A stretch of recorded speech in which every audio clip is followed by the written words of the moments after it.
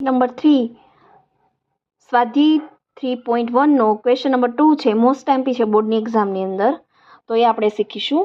તો એની અંદર તમને શું કહેવા માંગે છે એ આપણે જોઈશું.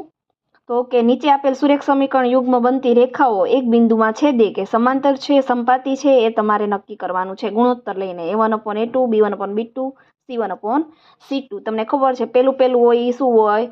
A1/A2. તો કે A1/A2 કેટલું થશે? તો કે 5/7. B1/B2 કેવું થશે? -4 અને અહીંયા +6. છેદ ઉડે તો ઉડાડ નાખવાના. 2 દુ 4, 2 તેરી 6, 2 ઉડી ગયા. શું વધશે? -2/3. C1/C2.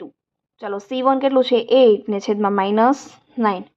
ચાલો હવે જુઓ તો A1/A2 સરખાવો, B1/B2, C1/C2. ત્રણેય કેવું આવે છે? અલગ અલગ આવે છે. અલગ અલગ આવશે ત્યારે શું કરવાનું થશે? તો કે આ કેવી થશે? છેદતી રેખાઓ થશે. કેવી થશે? અહીંયા કીધું છેદતી, સમાંતર અને સંપાતી. તો એક બિંદુમાં છેદે છે તો તમે શું લખશો? છેદતી રેખાઓ.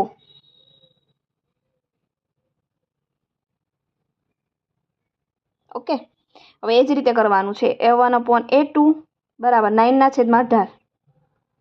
9 દુ 18, 1/2. C1/C2, B1/B2